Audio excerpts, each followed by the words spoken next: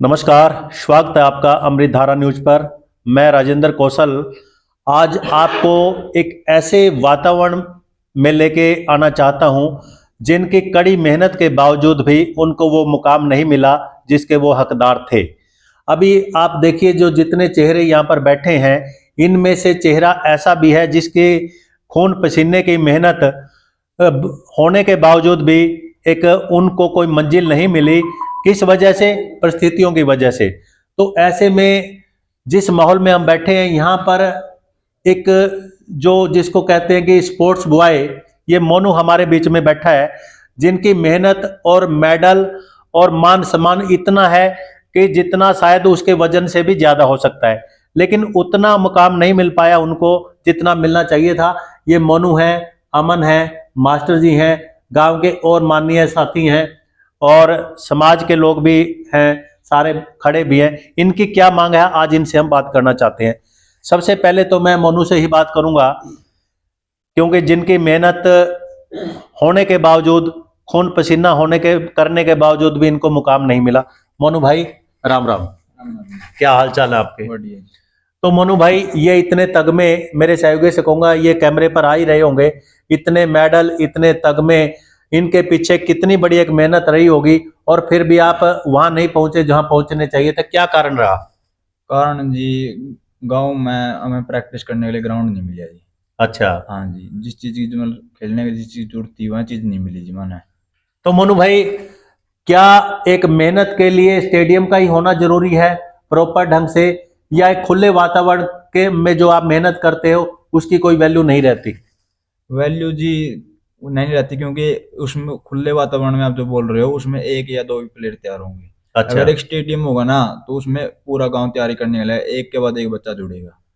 तो आप एक मतलब कोच के तौर पर भी रहे, लड़कियों को भी आपने ट्रेनिंग दिया। धमताड़ साहिब की ये रिपोर्ट है, तो कितनी लड़कियों को आपने ट्रेनिंग दी है? मैंने लगभग अब तक मेरा 3 साल का एक्सपीरियंस रहा कोच का, मैंने 30-35 लड़कियों को तैयार किया है। अच्छा। हाँ जी। उनमें से कोई लड़की किसी पुलिस में, कोई आर्मी में, कहीं अभी उन्होंने कोई मुकाम हासिल किया है? मुकाम हासिल नहीं किया, उन्होंने नेशनल लेवल पे मेडल लिए हैं। अभी एक लड़की धमताना साहिब से जो मन्नू है, स्पाइन कबड्डी लीग में बेस्ट डिफेंडर है, स्कूटी भी जीत के लेके आई है। अच्छा, वेरी गुड।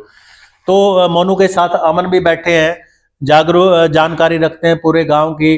अमन भाई, आप लोगों का, गांव वालों का क्या दर्द है? इतने अच्छे प्लेयर होने के बाद भी ये आगे नहीं बढ़ पा रहे, क्या कारण है?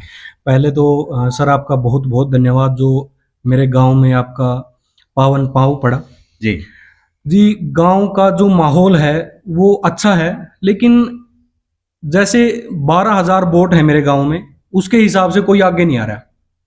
और साथ ही साथ जैसे स्टेडियम की बात भाई ने छेड़ी है, 100 बाई 100 फीट का कोई ज़्यादा बड़ा स्टेडियम नहीं होता। एक मैटिंग और एक जो वहाँ पर जो आप कह लीजिए एक इंडिविजुअल छोटा सा कमरा लगा लीजिए 100 बाई 100 का, जी, उसमें ज्यादा कॉस्ट भी नहीं आती, तो वो मांग रहे हैं ये। तो क्या अमन भाई, बीच में टोकूंगा आपको, क्या आज तक कोई ऐसा प्रयास नहीं किया गया? इतनी सरकारें आई, चौटाला साहब मुख्यमंत्री रहे, सुरजेवाले का भी ये गढ़ रहा, और भी अभी आप टोहाना से जेजेपी का भी गढ़ ही मानेंगे, तो क्या अभी तक क्यों नहीं ये इस बात पर जो है ना अमल हुआ? आप लोगों ने कहीं ना कहीं दरखास्त भी दी होंगी, एप्लीकेशन भी दी होंगी, क्या कारण रहा? सर ऐसा है, जैसे अभी जो माहौल है वो गांव का बिल्कुल ही डेड पड़ा है। अच्छा। हमने ये नहीं है कि कोशिश नहीं की, आज से हम 7 साल 8 साल पहले से ही कोशिश कर रहे हैं कि गांव में एक स्टेडियम तो हो। जी। कुछ लोग कह रहे हैं कि पंचायती जमीन नहीं है, लेकिन पंचायती जमीन बहुत है। अच्छा। और जो आप कह रहे हैं कि मंत्री के पास गए थे हम, जो हमारे उप मुख्यमंत्री हैं दुष्यंत चौटाला जी, आज से 3 साल पहले हम उनके पास भी गए थे। अच्छा। लेकिन ज्ञापन देने के बाद उन्होंने कोई टप्पा नहीं छेड़ा इस बात का। नहीं, कोई आश्वासन मिला था दुष्यंत चौटाला की तरफ हाँ, से? वो बोल रहे थे कि हो जाएगा, कोई दिक्कत नहीं है। और अच्छा। गांव के कुछ गणमान्य व्यक्ति थे जो जब साथ दे रहे थे हमारा, लेकिन ये देखते हुए कि कोई पास नहीं आएगा इसके, तो पीछे हट गए वो। अच्छा, मतलब जब प्रयास के बावजूद भी कोई इस पे अमल नहीं हुआ, तो धीरे धीरे पीछे हटते लोग चले गए। तो भाई साहब, राम राम। आपका क्या नाम है? राम कुमार। राम कुमार भाई, ये जो बच्चों का दर्द है हाँ जी। स्टेडियम को लेकर के, हर गांव में, जहाँ ये तो 10-12 हजार की आबादी की बात कर रहे हैं, हाँ जी। तो इसके बावजूद भी इतने बड़े गांव का और एक नरवाना का भी गढ़ रहा है, ये नरवाना हल्के में आता है। हाँ जी, नरवाना।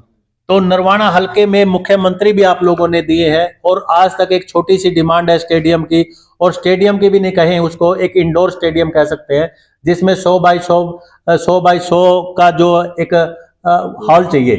तो क्यों नहीं अभी तक ये छोटी सी मांग पूरी हो पाई, क्या कारण रहा है? मांग हम तो जा तो रहे हैं, कई बार नहीं हुई जी हमारी मांग पूरी। अच्छा, हाँ। तो अभी 23 तारीख को हरियाणा के माननीय मुख्यमंत्री मनोहर लाल खट्टर जी आपके ग्वांड में धनौरी पहुंच रहे हैं, तो हम भी आपको मीडिया के माध्यम से कहना चाहेंगे एक बार एप्लीकेशन उनको भी आप पंचायती तौर पर दे दीजिएगा। हाँ जी, एप्लीकेशन दे आवांगे जी। देंगे? हाँ दे दें। तो अभी मास्टर जी भी हैं जो काफी एक अनुभवी इंसान है, उनसे भी मैं बात करना चाहूंगा। गांव के लोगों को तो आप देख ही रहे हैं जहां पर, और साथ साथ इतने मेडल भी आप देख रहे हैं, तो इतने बावजूद भी कोई मेहनत का फल नहीं मिला। मास्टर जी नमस्कार। नमस्कार जी, आपको भी, आपके चैनल को भी मेरा प्रणाम जी। और मैं आपको शुभकामनाएं देता हूं कि आप इन बच्चों को प्रेरित करते हो, और प्रेरित करने का काम भी एक बहुत बड़ा पुण्य होता है जी। क्योंकि अगर बच्चा घर पर बैठा रहेगा तो वो सीखेगा क्या? जब बिल्कुल। बच्चा किसी ग्राउंड में निकलेगा तो खेलना सीखेगा, किसी स्कूल में जाएगा तो पढ़ना सीखेगा। तो मास्टर जी आप तो एक शिक्षक रहे हैं और बच्चों के जो दिखते हैं, बच्चों की समस्याएं हैं, उनका अनुभव है, उनको अच्छी तरह से आपकी वाकफियत है। तो अभी आप ये जो बच्चों के लिए एक मुसीबत बना स्टेडियम, जिसकी वजह से आगे नहीं बढ़ पा रहे हैं, तो उसके लिए प्रयास में कहीं ना कहीं गांव की कमी रही है, या कोई सरकारों की कमी रही है, या कोई स्पोर्ट्स जो मतलब विभाग है उनकी कमी रही है? मैं कहने से कभी नहीं हिचकिचाता जी। मेरा आज तक स्वतंत्र बोल रहा है। हाँ मैं चाहे कोई कितना बड़ा पंचायती हो, चाहे मंत्री हो, जी। मैं माननीय चौटाला साहब से लेकर आज तक का सारा विवरण बता दूं। माननीय चौटाला साहब के टाइम में तो हमारा ये ध्यान ही नहीं था। अच्छा, जब वो मुख्यमंत्री क्योंकि थे? हम सब एक दौड़ में थे कि मेरा बच्चा लगना चाहिए। अच्छा, हर एक की ये कोशिश थी जब चौटाला साहब मुख्यमंत्री थे कि मेरा बच्चा लग जाए, मैंने औरों से क्या लेना। ये तो स्वार्थ था फिर। हाँ, चौटाला साहब को तो हम इस बात के बारे में दोषी मान ही नहीं सकते। अच्छा। लेकिन और भी जो सरकारें आई, किसी ने भी, किसी पंचायती ने, किसी बड़े बुजुर्ग ने ये आज तक आवाज उठाने की कोशिश ही नहीं की जी। सिर्फ उनकी तो एक दौड़ रहती है, मैं किससे आगे लगूं। मतलब आपस की ही खुंदकबाजी है। हाँ, खिलाड़ी की तरफ कोई ध्यान नहीं है। लेकिन कुछ हमारे लोग सामाजिक हैं जो बच्चों का बड़ा हौसला बढ़ाते हैं, पैसे देते हैं, तकमे देते हैं, चांदी के सिक्के तक देते हैं, लेकिन उस हौसला से कम है। तो मास्टर जी नरवाना हलके ने मुख्यमंत्री दिए, मंत्री दिए और कैबिनेट स्तर के बहुत बहुत जो है ना एक अच्छे लेवल के होद्दों तक आप लोगों ने एमएलए मंत्रियों को पहुंचाया, और फिर भी इतना बड़ा गांव होने के बावजूद ये पीछे ही रहा। इनकी मांग उतनी नहीं बन पाई जितनी आप लोगों की डिमांडें थी। मंत्री भी दिए, यहाँ केंद्रीय मंत्री तक भी सांसद आए हैं जी। तो यहाँ मैंने आपको पहले बताया कि इन लोगों के विचार जो थे नी, इन खिलाड़ियों ने आज आगे प्रकट करके दिखाया कि अपने बल पर निकले आ गई, अपनी मेहनत से आगे अपनी निकले। मेहनत से आगे निकले हैं बच्चे। ना सरकार का योगदान रहा, ना किसी विभाग का योगदान रहा। नहीं, हम किसी को श्रेय लेने का काम ही नहीं कर सकते। मैंने आपसे कहा, मैं बेबाक कहता हूं। तो मास्टर जी अभी 23 तारीख को माननीय मुख्यमंत्री आ रहे हैं खट्टर साहब, धनौरी गांव के अंदर, आपके पास ही गांव है, तो कोई आप लोगों का प्रयास रहेगा कि उनको कोई एक एप्लीकेशन के माध्यम से कोई उनको जो एक डिमांड पत्र, मांग पत्र दिया जाए? मैं तो हाथ जोड़कर गांव वासियों से प्रार्थना कर सकता हूँ इन खिलाड़ियों के लिए। मैं तो बहुत ऊंची आवाज में बोलकर कहता हूँ इन खिलाड़ियों के बारे में, इनके गुणगान करता हूँ, लेकिन किसके दिल में कितना दया भाव जागता है ये उनका भीतर ही जाने। मनु भाई, कितना वक्त लग गया आपको इतने मेडल इकट्ठे करने में, और कितने इसके पीछे आपकी मेहनत है? 7-8 साल लग गए सर मुझे इतनी मेहनत करने में, इतने मेडल इकट्ठा करने में, इतना नाम कमाने में 7-8 साल की मेहनत है सर। तो आप जिला स्तर पर खेले, स्टेट लेवल पे खेले, या राष्ट्रीय स्तर पर भी खेले? मैं नेशनल स्तर पर खेल रहा हूँ, नेशनल स्तर पर खेले हैं। इंटर यूनिवर्सिटी खेल रहा हूँ सर मैं। तो आपकी अभी पिछला मेडल कहाँ तक रहा जो आप राष्ट्रीय स्तर पर खेले? मैं इंटर यूनिवर्सिटी खेल के आया था सर, जबलपुर में। जबलपुर? हाँ सर, मध्य प्रदेश में। मध्य प्रदेश में। तो वहाँ कौन सा रैंक आया था आपका? सर फर्स्ट आया था, गोल्ड आया था हमारा यूनिवर्सिटी का। यूनिवर्सिटी का गोल्ड मेडल? हाँ जी सर। देखिए, बड़े एक बात जैसे कहते हैं ना जहन में से निकल के आ रही है, और ये बात कहाँ तक सरकार तक हम बयान करें, और करेंगे तो जरूर, क्योंकि मीडिया के माध्यम से इन बच्चों की आवाज अगर सरकार तक पहुंचे तो सरकार कहीं ना कहीं इस बात पर गौर करेगी और संबंधित विभाग जो खेल विभाग है, स्पोर्ट्स विभाग है, उसको भी, खेल मंत्रालय को भी जरूर इन बच्चों के बारे में सोचना चाहिए कि जो एक अपनी प्रतिभा को एक स्टेडियम या इंडोर स्टेडियम की वजह से ये पिछड़ जाते हैं, तो सरकार को कम से कम हरियाणा के इन युवाओं पर तरस भी खाना चाहिए और इनकी मेहनत के बारे में भी जरूर सोचना चाहिए। तो और कुछ साथी, सभी से तो मैं क्या बात करूंगा, मुख्य मुद्दा निकल कर आ ही गया है। तो हम भी मीडिया के माध्यम से सरकार को, क्योंकि 23 तारीख को मुख्यमंत्री धनौरी में आ रहे हैं और ये आसपास के गांव के लोग भी वहां पहुंचेंगे, तो हमारा भी एक प्रयास है कि माननीय मुख्यमंत्री साहब से कि इन बच्चों की मेहनत के बारे में और इन बच्चों के भविष्य के बारे में एक बार मुख्यमंत्री खट्टर साहब जरूर सोचें, क्योंकि यही हमारा एक हरियाणा का भविष्य है, जहां से एक इसी मिट्टी में खेल कूद करके बच्चे हरियाणा का नाम रोशन पैदा करते हैं और गोल्ड मेडल तक ये बच्चे पहुंचते हैं। तो खट्टर साहब जरूर इन बच्चों के बारे में भी आप ध्यान रखिएगा और उप मुख्यमंत्री भी नरवाना हलके के लिए जरूर सोचें, डिप्टी सीएम, क्योंकि इन्होंने जैसा बताया है मीडिया पे कि, हाँ जी अमनजीत भाई बोलिए। सर आप इधर रोकिए। हाँ नहीं चलो, खिलाड़ी हैं, गांव के हैं और यहाँ पर खेलने की बजाय वो जहाँ पर स्टेडियम है वहाँ पर खेलने जाते हैं। वहाँ पर जैसे अभी लगा लीजिए आप, जैसे काड़वन गांव में स्टेडियम है, हमारे द्रौपदी गांव में स्टेडियम है, आसपास के गांव में सभी जगह स्टेडियम है, लेकिन मेरे गांव में स्टेडियम नहीं है।